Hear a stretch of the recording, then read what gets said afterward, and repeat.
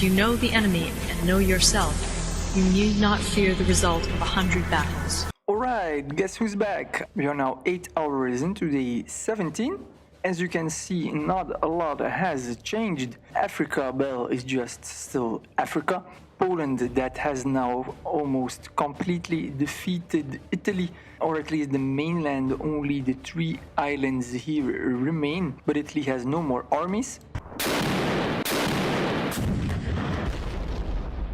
Poland and Bechuanaland are at war, but I think more or less they're gonna content themselves with staying in their own continent. So far, no major movements are been seen, except over here, where we've got the battleship of Bechuanaland here that is covering the landing of 20 units. That is going to be pretty bad for Poland, but then again, Poland, he is amassing his armies over here, so he should be able to stop him. The question is, does he know what kind of units that Bechuanaland is using? That is the question, of course. This is going to be very interesting. 2 good players fighting each other, but at this point only the good players are left on the map, or he should have been extremely lucky. Maklik has been pushing more and more westwards. Bad news for Argolensk, and I can see how this will end.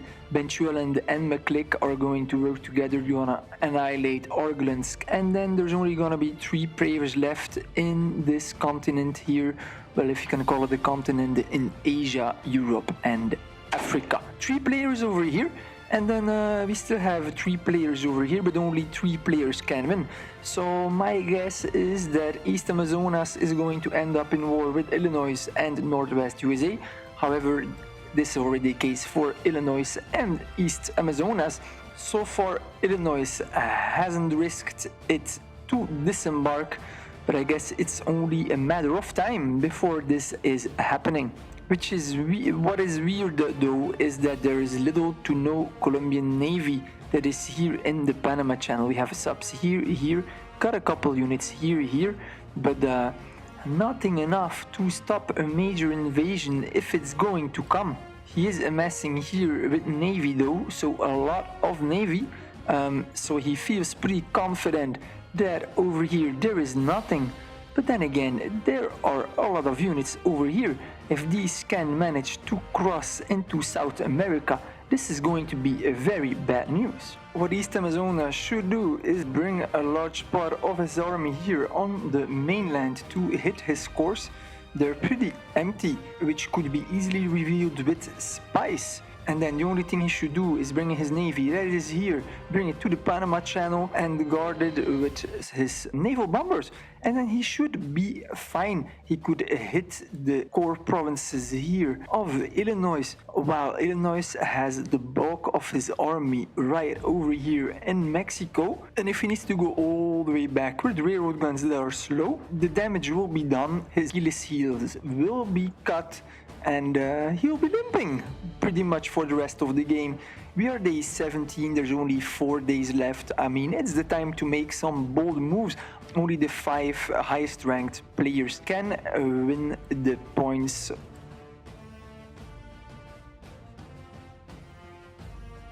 Alright, we are 15 hours into day 18. Right now, I am in the south of Belgium, in the Ardennes, in a chalet. The rest of my family just went to bed, so a perfect time for me to record how everything is going.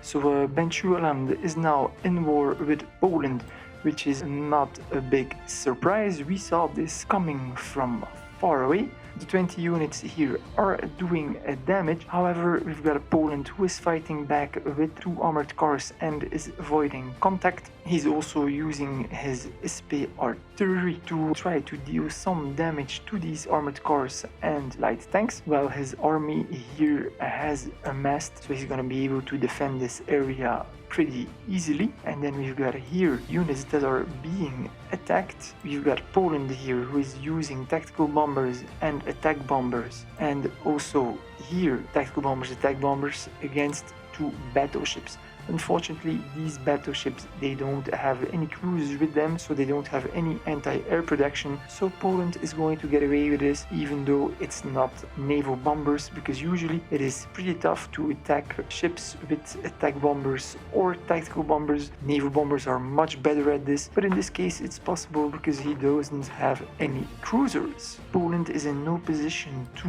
match Benchuland. Also, Orglinsk has been almost completely tuned off now by Meklik, and Meklik is now here. He has moved his capital to Reykjavik, so that, I mean, he's completely abandoning the European continent. That means a lot, I guess. I'm pretty sure, as I said before, that Meklik and Benchuland, both of them, they're gonna attack Poland, because why not?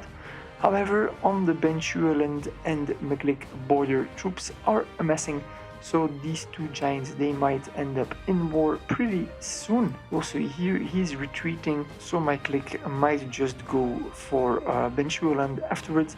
However, there's 120 units over here, 120, dear god. Benchuland has now level 4 armored cars and level 4 light tanks. This is just crazy. We've got Papua New Guinea, who has now completely annihilated Khabarovsk, which comes to no surprise, of course.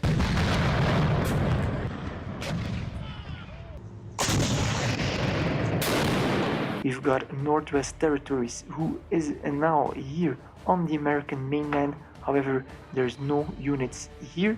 A lot of units are amassing over here, a large invasion force, in order to go and to attack Papua New Guinea. It's a very impressive force, both air supports with naval bombers and bubble bombers, interceptors, artillery, anti-air, railroad guns, infantry, powered up by Navy. We've got all the works. It is just a magnificent invading force. Unfortunately for Northwest USA, Illinois has cancelled the non-aggression pact with Northwest USA, so Illinois is going to start attacking tomorrow, while most of his army is over here at sea. And as Illinois is a very good player, I don't think Northwest USA will be able to survive this. And then we've got Illinois versus East Amazonas. They're fighting for the Caribbean. East Amazonas managed to capture some territory over here, but we've got here the railroad gun stacks that are moving in. There's no way he can defend himself against this, so he's disembarking now. He's amassing his navy, which he should have done like